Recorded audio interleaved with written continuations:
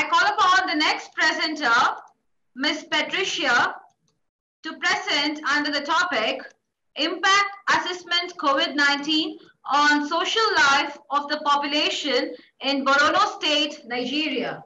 Good day, the panel and participants of the 8th International Conference, Texila American University. I'm here on behalf of our team to present the impact of assessment of COVID-19 on the social life of the population in Borno State. The outline of the presentation are stated as follows: the introduction, statement of problem, purpose of the research, methodology, and conclusion. COVID-19 is a pandemic that is caused by one of the pathogens called virus discovered in December 2019 in China. Nigeria is one of the most populous countries in Africa with a total population of over 190 population. And when COVID-19 was first declared as an outbreak, the Borno State being the epicenter of humanitarian crisis, His Excellency, the Executive Governor of Borno State, declared the outbreak an emergency based on the urgent need to take action to guard against COVID-19 in the state due to the vulnerability of the population as a result of the ongoing humanitarian crisis, which causes enormous internal displacement, loss of job, and devastation of the health system as a result of the crisis. This necessitated the government to set up a 25-man task force who were tasked. Borno State being the epicenter of the insurgency, like I rightly said, His Excellency, the Executive Governor of Borno State, saw the need to set up a 25-man power task force, step up the process of curtailing the outbreak. And the task force comprises of 25-man power. As I earlier mentioned, they were expected to mobilize partners, including private sectors, faith-based organizations, the civil society, donors, agency, and the international, both international and international agency to control and manage the outbreak when it occurs. At the onset of the COVID-19 in the state, the first index case of COVID-19 was identified on 18th April 2020. Following the confirmation of the first index case in Borno State, WHO and partners moved rapidly to help the health authorities in the state to identify, test, and treat cases in order to prevent and control the further outbreak of the disease. Before 10th of May 2020, the state recorded 171 total confirmed cases. And among these cases, we have 16 deaths with one community-based death. The recent report of 11th February 2022 indicate that Borno State have a total of 1,636 confirmed cases across the state. Out of these cases, we have 1,586 were discharged, 4 were still receiving care, while we have a total of 44 deaths across the state. The COVID-19 response in the state is coordinated under 9 pillars responding, namely coordination, surveillance, case management, and others. The pillar were to coordinate and support updates of activity and report to the task force and the public health EOC for further action.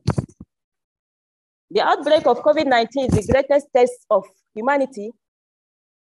Recently, in recent times, it requires all actors of government, academic, business, employers, workers, and individuals to act in solidarity in the new, creative, and deliberate ways to uphold the dignity of humanity.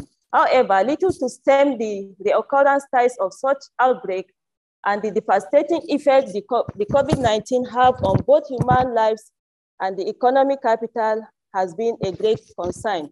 This informed the research work. The United Nations called to an action as the COVID-19 pandemic is a defining moment for modern society. They stated that history will judge the efficacy of our response, not by the action of any single set of government actors taken in isolation, but by the degree to which the response is coordinated globally across all sectors to the benefit of human life, assessing the impact in order to strengthen coordination of the response for COVID-19 in Borno State. This research is designed to fill the gap.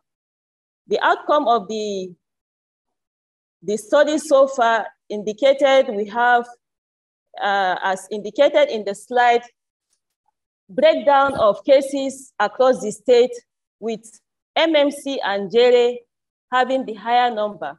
The major reason for high cluster of cases in MMC and JERE and one other LGA Konduga was that MMC and JERE were hosting high number of IDPs as a result of insecurity, resulting to poor living conditions, which led to congestion, thereby exposing settlers to be prone to or epidemic-prone diseases in the state. While the LGA with low COVID-19 cases were hard to reach area security. Based on the outcome of the achievements so far, we have coordination with 100 score. And other pillars, we have like vaccination coverage, which is 5.58, and mental health and psychosocial support was also scaled to be 50, RISCOM 60. This is comparison of the cases for Borno State and Nigeria, where we have 17, the total population tested and in Nigeria and total population tested in Borno State. The confirmed cases compared to that of Nigeria, the active cases compared to Nigeria to before now in Borno State, we have discharges recorded 1,506. The contribution of COVID-19 as we have is health workers, we are being trained on COVID-19 in the state. With the occurrence of COVID-19, we have a large number of health workers trained on IPC measures in the state. We also have, so the capacity building due to training, we have a kind of large number of health workers being trained on COVID-19 case management and IPC measures. Knowledge and skill was also increased on hygiene promotion among health workers, increased knowledge on how to hold coordination meeting and training virtually was also enhanced. Healthcare policy were brought into spotlight by the government. The state benefited from some donation from partners and donor agency.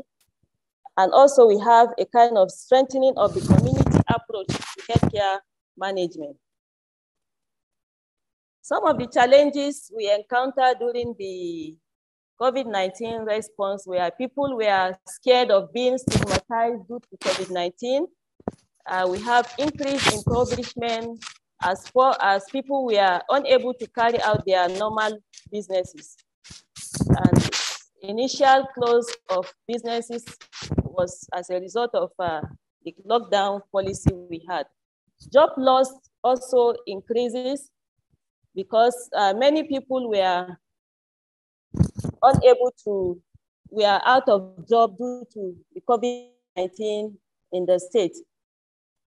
Increase out of school children and increased mortality because initially when the COVID-19 came in on board, the health workers were skeptical to attend to health workers, and as such, they had a kind of problem.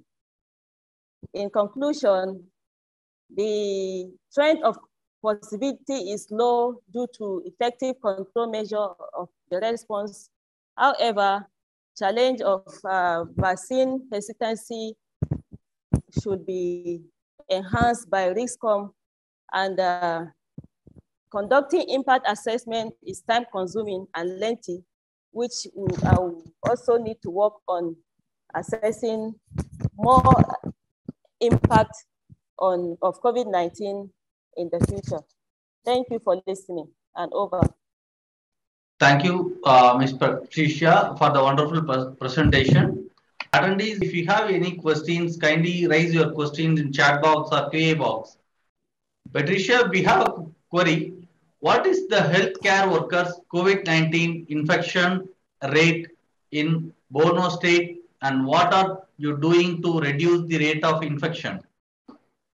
COVID-19 to healthcare workers' infection rate